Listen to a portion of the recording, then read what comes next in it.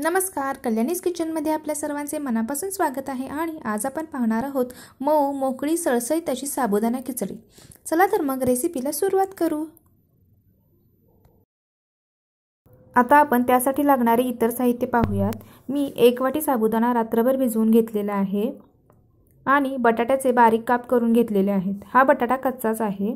2 ते 3 हिरव्या मिरच्यांचे बारीक काप करून घेतलेले आहेत। 1 वाटी शेंगदाण्याचा कूट घेतलेला आहे, थोडासा जाडसर वाटलेला। मीठ, हळद, कढीपत्ता, कोथिंबीर आणि 1 चमचा जिरे घेतलेले आहेत। फोडणीसाठी कढईमध्ये 2 चमचे तेल गरम करण्यासाठी ठेवले आहे। आता यामध्ये आपण 1 चमचा जिरे घालणार आहोत। जिरे घातल्यानंतर आता यामध्ये हिरवी मिरची घालणार आहोत आणि थोडासा कढीपत्ता।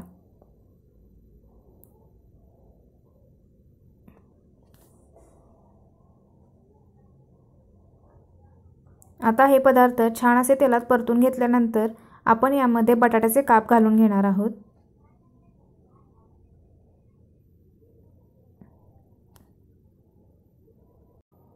बटाट्याचे काप आपल्याला पाणी न घालता तेलामध्येच छान असे सॉफ्ट शिजवून घ्यायचे आहेत। यामध्ये पाणी अजिबात घालायचे नाही। आता आपण यामध्ये 1 चमचा मीठ घालून घेणार आहोत आणि बटाटा छान असा परतून घेणार आहोत। बटाटा आपल्याला अगदी सॉफ्ट शिजवून घ्यायचा आहे। याच्यावर प्लेट ठेवून वाफवून घेतला तरीही चालेल। बटाटा छान सॉफ्ट शिजण्यासाठी 3 ते 4 मिनिटे वेळ लागतो। जर इतका वेळ नसेल तर तुम्ही उकडलेल्या बटाट्याचा वापर केला तरीही चालेल। इथं पहा, छान असा बटाटा सॉफ्ट शिजलेला आहे। अगदी चमच्याने देखील छान असा लगेच तुटतो। अशा पद्धतीने आपल्याला बटाटा शिजवून घ्यायचा आहे। बटाटा असा शिजण्यासाठी बरोबर 4 मिनिटे लागलेली आहेत। खिचडीसाठी बटाटा शिजवताना अशाच प्रकारे छान सॉफ्ट शिजवून घ्यायचा। जर बटाटा कच्चा राहिला तर खिचडीला चव अजिबात व्यवस्थित लागत नाही।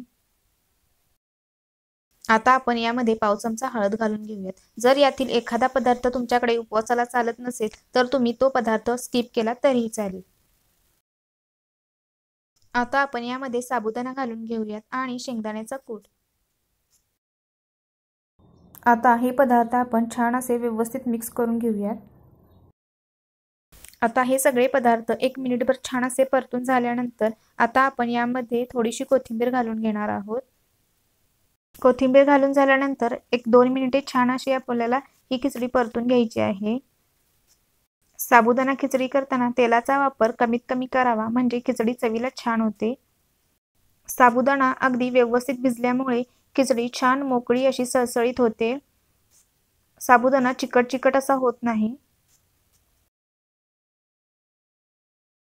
अशा प्रकारे आपली मऊ, मोकळी, सळसळीत आणि कमी तेलकट अशी साबुदाणा खिचडी तयार आहे। व्हिडिओ आवडला तर नक्की लाईक करा, शेअर करा, चॅनलला सबस्क्राईब करायला विसरू नका। परत भेटू नवीन एका रेसिपीसह। तोपर्यंत धन्यवाद।